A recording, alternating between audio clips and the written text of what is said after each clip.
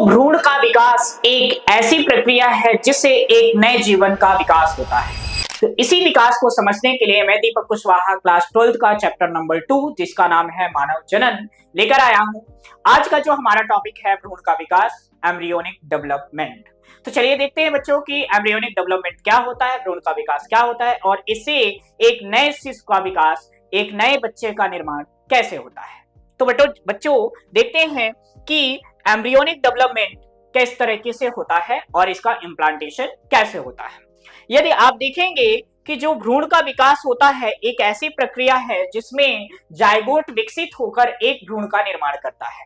अब जाइगोट का निर्माण कैसे होता है, तो यदि आप देखेंगे कि जो जाइगोट होता है एक डिप्लॉइड द्विगुणित संरचना होता है। कैसा संरचना होता है बेटा? द्विगुणित संरचना होता है। कैसे? द्विगुणित संरचना। ठीक है, यदि आप देखेंगे कि द्विगुणित संरचना कैसे होता है जरा देखो। यदि आप देखेंगे द्विगुणित संरचना में तो सबसे पहले आप पाएंगे कि ये क्या था? जाइगोट था। ये क्या है बेटा? जाइगोट है। क्या है बच्चा? जाइगोट। ठीक है, क्या है? जाइगोट। ठीक है, जिसको हम क्या बोलते हैं? जाइगोट ही बोलेंगे आप। ये है जाइगोट और जो कि क्या है? 2n। अब इस जाइगोट में होता है बेटा माइटोसिस, जिसको हम बोलते हैं समसूत्री। तो इस जाइगोट में एक कोशिका से दो कोशिका अवस्था बन जाती है। ठीक है बेटा, तो यहां पर 2 साइड स्टेज हो गई। अब इस 2 साइड स्टेज से, ठीक है, 2 साइड स्टेज से यदि आप देखेंगे तो यही जो कोशिका है 4 कोशिकीय अवस्था का निर्माण करता है। कितनी कोशिकीय अवस्था का निर्माण करता है? 4 सेल का। 4 कोशिका का निर्माण करता है। कितनी? 4 कोशिका का। अब ये 4 कोशिकाएं जो होती हैं किसका निर्माण करती हैं? 8 कोशिकी का।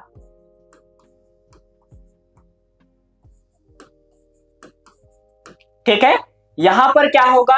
ये 8 साइड स्टेज होगा, 8 कोश की अवस्था होती है। ध्यान रखना हर एक स्टेप में, हर एक चरण में क्या होता है? माइटोसिस होता है बच्चा। क्या होता है बच्चा? माइटोसिस होता है। क्या हो रहा है बेटा? माइटोसिस हो रहा है। क्या हो रहा है? मैं और दो सिस, मतलब हर कोशिका 2 कोशिका का निर्माण कर रही है।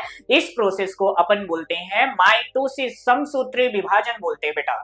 ठीक है बेटा, अब यहां पर यदि आप पाओगे कि जो अभी हमारे को क्या मिली? 8 कोश की अवस्था मिली है। अब इसमें आगे डेवलपमेंट जब होगा तो यही 8 कोश की अवस्था 16 कोश की अवस्था में परिवर्तित हो जाएगा। ठीक है, तो मतलब यहां पर अब हमें कितना कोश की अवस्था भ्रूण मिलने वाला है बेटा? 16 कोश की अवस्था। ठीक है,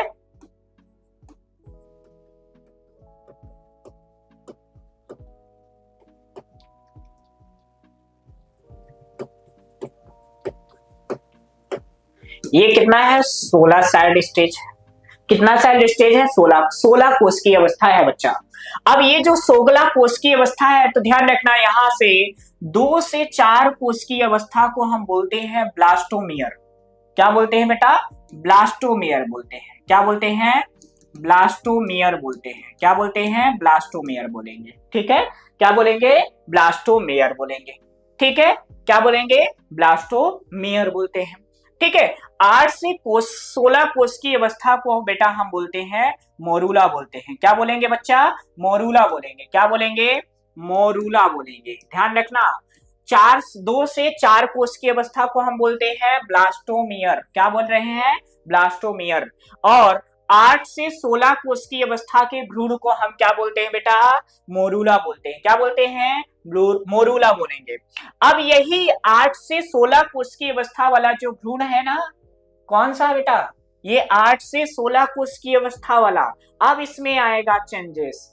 तो इसमें जब चेंजेस आएगा, इसमें जब विभाजन होगा तो 8 कोश की अवस्था से 16 कोश की अवस्था हुआ है। अब 16 कोश की अवस्था से कितना होगा? 32 कोश की अवस्था, यानी 32 साइड स्टेज होगा। ठीक है, तो यहां पर आप पाएंगे कि यहां पर अब आपको कितनी कोशिकाएं दिखेंगी बेटा? 32 साइड स्टेज दिखेगा। कितना कोश की अवस्था दिखेगा बेटा? 32 साइड स्टेज दिखेगा। कितनी कोश की अवस्था? 32 साइड स्टेज। अब ये 32 साइड स्टेज जो होता है ये ब्लास्टुला का निर्माण करता है। किसका निर्माण करता है? ब्लास्टुला का निर्माण करेगा बेटा। किसका निर्माण करेगा? ब्लास्टुला का निर्माण करेगा। ध्यान रखिएगा। तो यहां पर बेटा ये जो 32 साइड स्टेज है, मान लीजिए ये 32 साइड स्टेज है और ये होता है ब्लास्टुला होता है। क्या होता है बेटा? ब्लास्टुला होता है। समझ में आया कि नहीं आया?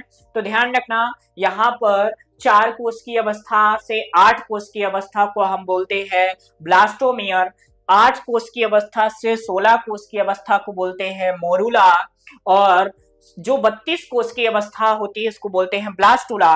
अब 32 के बाद बेटा होता है, क्या होता है? 64 साइड स्टेज। कितना होगा बेटा? 64 साइड स्टेज। क्या होता है? 64 साइड स्टेज। तो देखते हैं 64 कोष की अवस्था कैसे होता है। तो देखिए यहां पर यदि आप पाएंगे कि 64 साइड स्टेज जो होता है उसका थोड़ा सा स्ट्रक्चर अलग होगा। ठीक है, होगा तो ऐसे, लेकिन इसमें कोशिकाओं का अरेंजमेंट जो है थोड़ा आपको डिफरेंट दिखेगा, अलग दिखेगा। समझ में आया कि नहीं बेटा? तो यहाँ पर आपको कोशिकीय अरेंजमेंट जो होता है वो आपको अलग दिखाई देगा, इस तरीके से दिखाई देगा। समझ में आया कि नहीं आया? पक्का आ गया? आ गया होगा तो बिल्कुल आपको समझ में आएगा। अपनी नजर जो है इधर ही ओर गड़ाए रहना। ठीक है, और यदि आप देख पा रहे हो तो आप पाएंगे कि यहाँ पर जो हमें भ्रूण मिलेगा, एम्ब्रियो मिलेगा बच्चा, तो ये कितनी कोष की अवस्था होगा? 64 साइड स्टेज होगा। किसकी? कितनी? 64, 64 कोष की अवस्था होगा बच्चा। कितना होगा? 64 कोष की अवस्था होगा। ठीक है, तो मान लीजिए यहाँ पर जो है ये कितना है? 64 साइड स्टेज है। कितना है बच्चा? 64 साइड स्टेज है। ठीक है, 64 कोष की अवस्था है, और इस 64 कोष की अवस्था भ्रूण को, एम्ब्रियो को हम जो बोलते हैं उसको बोलते हैं ब्लास्टोसाइट। क्या बोलते हैं? ब्लास्टोसाइट बोलते हैं। क्या बोलते हैं बच्चा? ब्लास्टोसाइट बोलते हैं। क्या बोलते हैं बेटा? ब्लास्टोसाइट बोलते हैं। समझ में आया कि नहीं आया? पक्का आ गया? ठीक है, इतना समझ में आया। अब ये क्या होता है जो ब्लास्टोसाइट होता है, ध्यान रखना, इसके सराउंडिंग की जो कोशिकाएं, चारों तरफ की कोशिकाएं हैं, इनमें परिवर्तन आ जाता है। परिवर्तन मतलब क्या होता है बेटा? चेंजेस आ जाता है। क्या आ जाता है बेटा? चेंजेस आ जाता है। ठीक है, तो जब चेंजेस आ जाता है तो इसकी जो बाहर की जो कोशिकाएं होती है, ये वाली जो कोशिकाएं होती हैं, ठीक है, इन कोशिकाओं को हम बोलते हैं ट्रोफोब्लास्ट। सॉरी, क्या बोलेंगे? ट्रोफोब्लास्ट बोलते हैं। क्या बोलेंगे बेटा? ट्रोफोब्लास्ट बोलते हैं।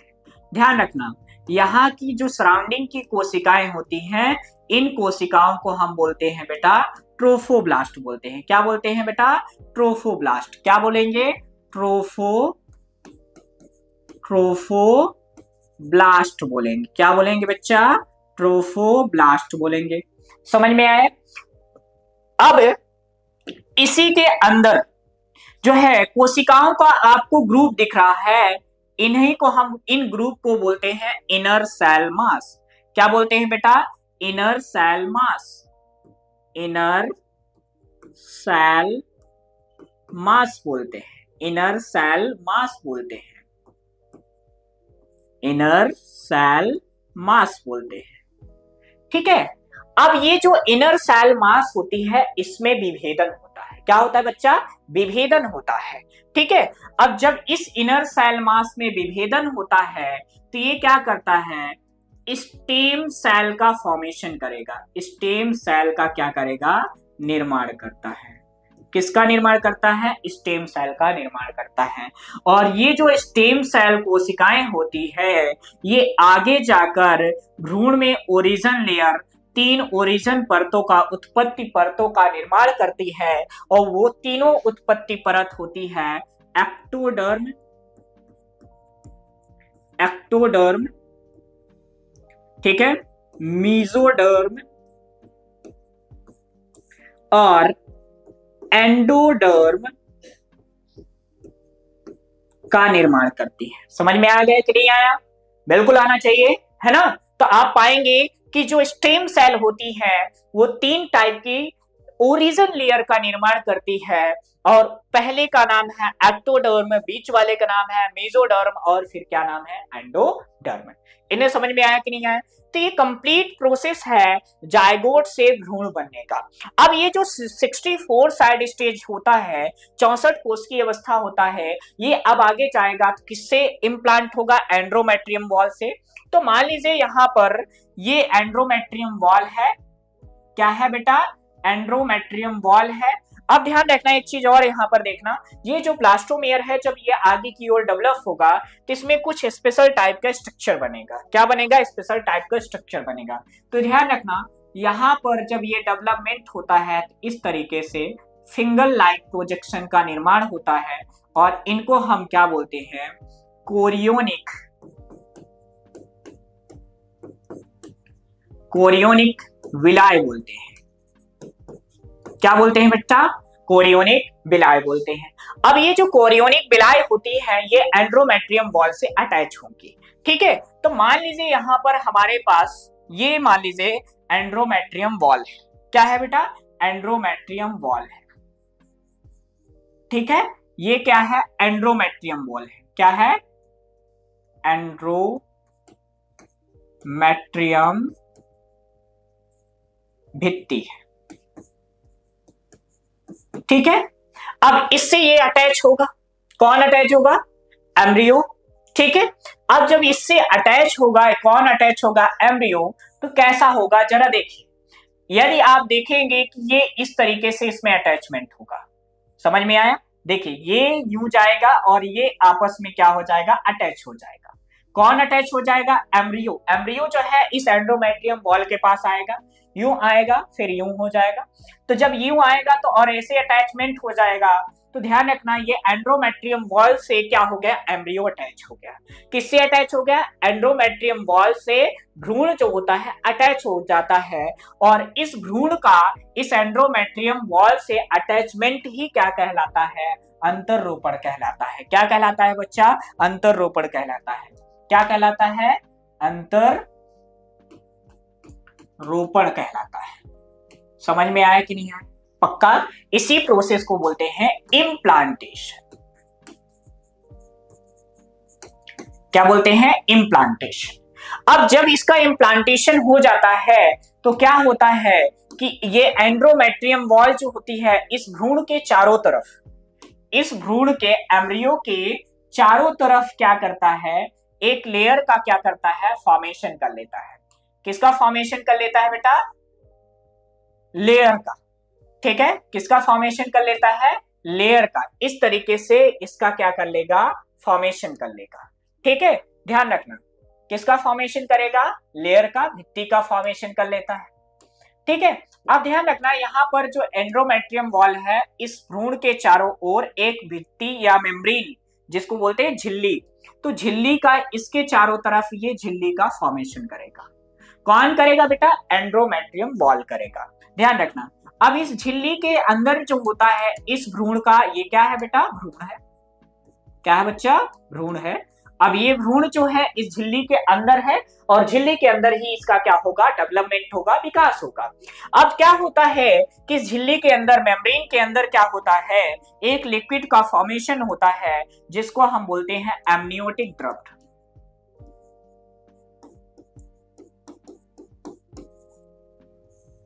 एमनियोटिक द्रव। अब ये एमनियोटिक जो द्रव होता है इस भ्रूण को प्रोटेक्शन प्रोवाइड करता है, यानी सुरक्षा प्रदान करता है। समझ में आया कि नहीं आया?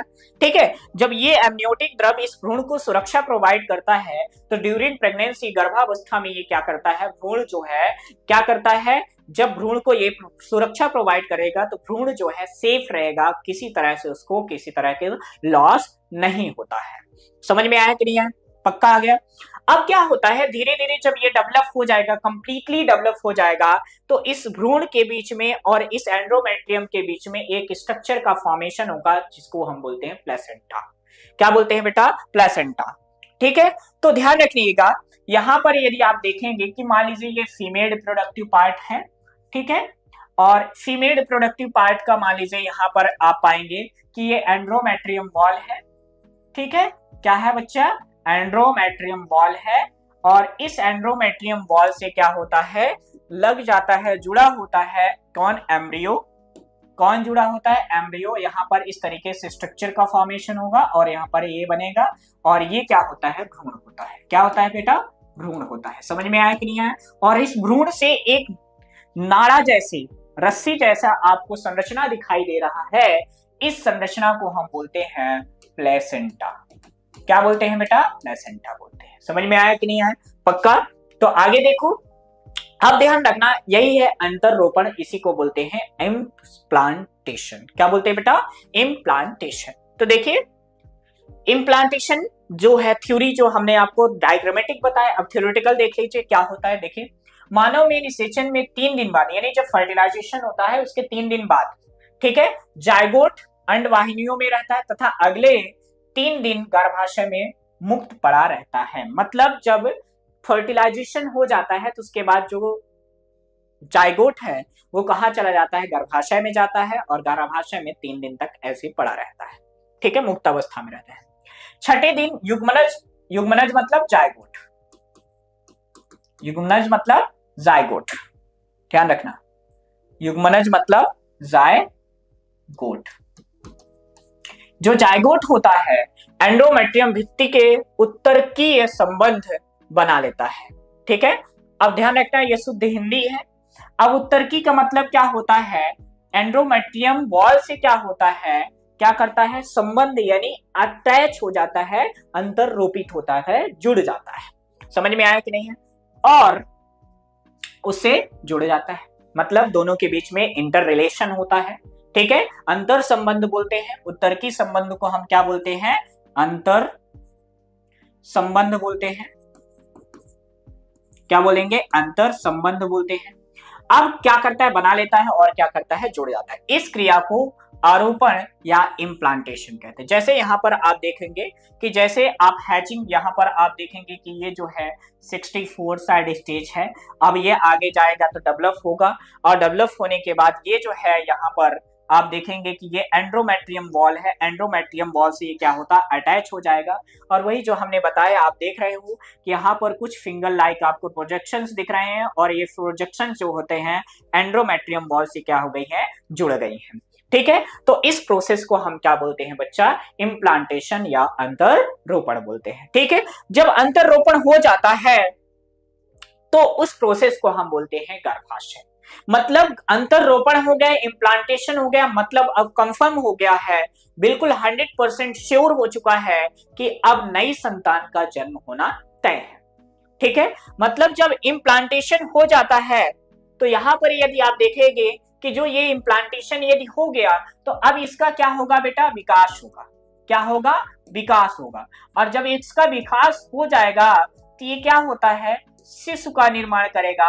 मतलब 290 दिन, या इसी को बोलोगे 36 वीक, यानी इसी को बोलोगे 36 सप्ताह, या इसी को आप बोलोगे 9 माह, ठीक है। ये जो पीरियड होता है ये, इसको हम बोलते हैं प्रेगनेंसी, जिसको हम बोलते हैं, क्या बोलते हैं, प्रेगनेंसी बोलते हैं। समझ में आया कि नहीं आया, ठीक है। तो ये कितने दिन का होता है, ध्यान रखना, 290 दिन या 36 सप्ताह या 9 मंथ की जो है प्रेगनेंसी पीरियड होती है। समझ में आया कि नहीं आया, आ गया। अब आगे ये देखोगे कि निषेचन से लेकर शिशु जन्म तक के संपूर्ण निर्माण, भ्रूण परिवर्धन, है ना, प्रसव आदि की क्रिया गर्भाशय गर्भ काल में ही आती है। मतलब जब शिशु का जन्म होता है उससे लेकर जब तक इम्प्लांटेशन हो जाता है, यानी जब इम्प्लांटेशन हो जाता है, जब से लेकर भ्रूण का जब तक जन्म नहीं हो जाता है, बर्थ नहीं हो जाता है, यानी इस दुनिया में नहीं आ जाता है, तो उसको हम बोलते हैं गर्भाकाल या गर्भावस्था बोलते हैं, जेस्टेशन पीरियड बोलते हैं। स्त्रियों का समय जो होता है, गर्भाकाल जो होता है, जेस्टेशन पीरियड कहते हैं। अंतररोपण इम्प्लांटेशन में गर्भाकाल जो है 270 से 290 दिन का होता है। मनुष्य प्रायः एक बार में एक ही शिशु को जन्म देता है। देखो ये जो है एक बार में एक शिशु को जन्म देना, एक ये सामान्य प्रक्रिया, ठीक है। तो आपने देखा होगा कि जो प्रकृति में हो रहा है तो हमेशा जो लिखा गया है वही नहीं होता है, जो आप पढ़ते हो वो हमेशा 100% श्योर नहीं होता है। जैसे अभी इसके पहले जब आपने पढ़ा होगा, पढ़ेंगे या पढ़े होंगे मेंस्ट्रुअल साइकिल, आवर्त चक्र, जब आप पढ़ोगे तो देखोगे कि 28 दिन का नॉर्मली माना गया है, लेकिन वो 28 दिन में नहीं होता, कभी पहले आ जाता है कभी बाद में आता है, हमेशा आगे पीछे होता रहता है। ठीक है, तो ये जो बताया गया है 270 से 290 दिन, ये अप्रोक्स डाटा बताया जाता है, मतलब इससे कम और ज्यादा कुछ दिन हो सकते, कुछ दिन कुछ सप्ताह हो सकते हैं, आगे हो सकता है या पीछे हो सकता है, ये कंफर्म नहीं है। लेकिन ये जो है एक हाइपोथेटिकल, एक जो है अनुमानित समय होता है जिसको अनुमान लगाकर बताया जाता है कि लगभग इसमें हो जाता है, उससे थोड़ा सा आगे पीछे होता है लेकिन पूरा नहीं होता है। ठीक है, इतना समझ में आया कि नहीं है? पक्का? तो आप देखो, बोलोगे सर यहाँ पर बोल रहा है एक ही, तो कभी कभी ऐसा होता है कि एक समय में जब 2 अंडे ओवुलेट हो जाते हैं, 2 अंडे बाहर आ जाते हैं, तो 2 शुक्राणु उसको निषेचित करेंगे। कभी कभी ऐसा होता है कि जब जाइगोट जो होता है, एक ही जाइगोट में विभाजन हो जाता है, वो 2 जाइगोट का निर्माण करता है, और वही जाइगोट जो होता है 2 बच्चों में डेवलप हो जाता है, और वही 2 बच्चे जो है जुड़वा या ट्विंस कहलाते हैं। क्या कहलाते हैं बेटा? जुड़वा या ट्विंस कहलाते हैं। समझ में आया कि नहीं है? पक्का?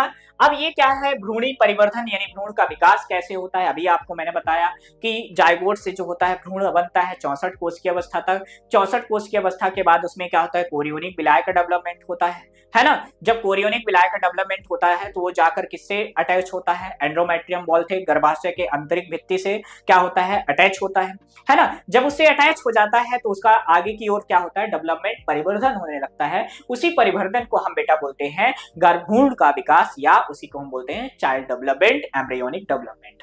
ठीक है, अब यहाँ पर यदि आप देखोगे कि निषेचन के तुरंत यानी तुरंत बाद जो होता है समसूत्री विभाजन प्रारंभ हो जाता है। जैसे निषेचन हुआ उसमें समसूत्री विभाजन होने लगता है। क्यों होने लगता है? तो बेटा ये जो जाइगोट होता है ये 2n होता है, और 2n कोशिका में हमेशा समसूत्री विभाजन होगा, अर्धसूत्री विभाजन कभी नहीं होगा, किसी भी कंडीशन में होगा नहीं होगा। समझ में आया? तो कौन सा डिवीजन होगा बेटा? समसूत्री विभाजन होगा। कौन सा होगा? समसूत्री विभाजन होगा। इतना समझ में आया कि नहीं है? ये विशिष्ट प्रकार का समसूत्री विभाजन होता है, यानी स्पेशल टाइप का समसूत्री विभाजन होता है, जिसमें युग्मनजों से कोशिकाओं की संख्या बढ़ती है। मतलब क्या होता है, इस जाइगोट से आप देखोगे कि एक कोशिका से 2 कोशिका बनी, 2 से आप देखा 8 बनी, 4 बनी, 4 से 8 बनी, 8 से 16, तो देख रहे हैं मल्टीप्लिकेशन हो रहा है कि नहीं। तो वही यहाँ पर भी बोला गया है कि युग्मनजों से कोशिकाओं की संख्या क्या होती है, बढ़ती है, परंतु उनका आकार नहीं बढ़ता है, जिससे विदलन कहते हैं। ठीक है, यानी आकार जो है इसका नहीं बढ़ता है, लेकिन इस प्रोसेस को हम क्या बोलते हैं, विदलन बोलते हैं। विदलन का प्रारंभ अंडवाहिनियों में ही प्रारंभ हो जाता है। मतलब ये जो है आकार बढ़ने की जो प्रोसेस होती है वो किसमें प्रारंभ हो जाती है, अंडवाहिनियों में। अंडवाहिनियों को हम क्या बोलते हैं, फिलोपियन ट्यूब। अंडवाहिनी को हम क्या बोलते हैं बेटा, फिलोपियन ट्यूब। आप जानते हैं, पढ़े होंगे, फिलोपियन नलिका बोलते हैं बच्चा। क्या बोलते हैं बच्चा? फिलोपियन नलिका बोलते हैं। इतनी चीजें समझ में आई कि नहीं आई? क्लियर हुआ? बिल्कुल आ गया? तो आगे बढ़े, चलिए आगे देखते हैं। अब देखिए यहाँ पर वही जो हमने अभी आपको प्रोसेस बताया है कि एम्ब्रियोनिक डेवलपमेंट कैसे होता है, विद डायग्राम। आपको एनसीईआरटी का डायग्राम ही है। आप देखेंगे कि ये एग होता है, ये एग जैसे ही फर्टिलाइज हुआ किससे, शुक्राणु से, तो ये जाइगोट बना। जाइगोट जो होता है 2 कोष की अवस्था में डेवलप हुआ, 2 कोष की अवस्था 4 कोष की अवस्था में, 4 कोष की अवस्था 8 में, 8 से 16 में, 16 से जो है ये आगे जो है यहाँ पर ब्लास्टोसाइट डायरेक्ट तुमको 64 कोष की अवस्था बता दिया है। ठीक है, बीच की अवस्था खा गया। समझ में आ गया कि नहीं? तो ठीक है, तो ये ब्लास्टोसाइट जो होता है बेटा, ये कितनी कोष की अवस्था होता है, ध्यान रखना, 32 कोष का अवस्था है ना। सॉरी, मोरूला ब्लास्टुला ब्लास्टोसाइट जो होता है ये क्या होता है, 64 कोष की अवस्था होता है। इसका आगे क्या होगा, इम्प्लांटेशन होगा और सिस का विकास होगा, सिस का डेवलपमेंट होगा। समझ में आया कि नहीं? अब देखिए विदलन के फलस्वरूप कोशिकाओं की संख्या क्या होती है, दुगनी हो जाती है। इसलिए 4 समसूत्री विभाजन होते के पश्चात 16 कोष की भ्रूण बनता है, में बदल जाता है, वही 4 से 16 में बनेगा। भ्रूण के प्रत्येक कोष की कोरकखंड या ब्लास्टोमेयर कहलाते हैं। ठीक है, यानी इसके क्या कहलाता है, ब्लास्टोमेयर कहलाता है। ठीक है, आगे देखो 16 कोष की भ्रूण को मोरूला हम बोलते हैं। 8 से 16 हमने बताया था आपको कि 8 से 16 कोष की अवस्था को हम मोरूला बोलते हैं। मोरूला में समसूत्री विभाजन होता है और कोरक भवन की प्रक्रिया द्वारा कोरक पुटी, जिसको हम बोलते हैं ब्लास्टोसाइट, का निर्माण होता है। इस अवस्था में भ्रूण में 2 स्पष्ट भाग होते हैं, ध्यान रखना, ब्लास्टोसाइट में हमने आपको बताया था कि दो भाग होते हैं, एक होता है कौन सा, बाहरी भाग, और एक अंदर। अंदर जो होता है आपने देखा था कि इनर सेल मास था, और बाहर जो था ट्रोफोब्लास्ट बना था। क्या बना था? ट्रोफोब्लास्ट बना था। ठीक है, बाहरी कोश की आवरण अथवा कोरक जिसको हम बोलते हैं ट्रोफोब्लास्ट बोलते हैं, और आंतरिक जो उसको हम बोलते हैं इनर सेल मास, जिसे पोषक कोरक आगे विकसित होकर जो होता है एक्सटर्नल एम्ब्रियोनिक मेन है ना ब्रेन, जिसको हम बोलते हैं आंतरिक जो होती है झिल्ली का निर्माण करता है। ठीक है, अंतर कोश का समूह विकसित होकर भ्रूणी झिल्लियों का निर्माण करते हैं। यही वही जो इनर सेल मास होता है वो आगे की ओर जब डेवलप होता है तो क्या करता है, भ्रूणी झिल्ली का निर्माण करता है। ठीक है, अब ये जो इनर सेल मास की कोशिकाएं गर्भाशय की अंतः स्तर से में धस जाती हैं। जो ट्रोफोब्लास्ट की कोशिकाएं होती हैं वो क्या होती हैं, जो एंडोमेट्रियम वॉल होती है उससे धस जाती हैं और उससे उत्तरकीय संबंध बना लेती है। मतलब उत्तरकी संबंध को हम बोलते हैं अंतर संबंध बना लेती है, यानी एक दूसरे के बीच क्या होता है, रिलेशन बन जाता है। समझ में आया कि नहीं? तो उस उत्तरकी संबंध को हम क्या बोलते हैं, प्लेसेंटा, यानी उस अंतर संबंध को हम क्या बोलते हैं बेटा, प्लेसेंटा बोलते हैं। भ्रूण का गर्भाशय झिल्ली के चिपकने की प्रक्रिया को हम क्या बोलते हैं, इम्प्लांटेशन। यानी जो भ्रूण है जब वो गर्भाशय यानी यूट्रस वॉल से क्या होता है, अटैच होता है, इस प्रोसेस को हम बोलते हैं इम्प्लांटेशन। ठीक है, अपरा के निर्माण के सहगर्भता यानी प्रेगनेंसी का प्रारंभ होता है। जैसे ही अपरा यानी प्लेसेंटा का निर्माण हो जाता है वैसे ये मान लिया जाता है कि प्रेगनेंसी कंसीव हो चुकी है, मतलब प्रेगनेंसी कंफर्म हो चुकी है ना। ध्यान रखना, यहाँ पर जैसे ही प्लेसेंटा का निर्माण हो जाता है, प्लेसेंटा बन जाता है, तो ये मान लिया जाता है कि अब आगे जो है शिशु का निर्माण तय है। आगे आने वाले 9 महीने बाद एक नया जो है मेंबर जो है, सदस्य जो है आने वाला है। समझ में आया कि नहीं बात?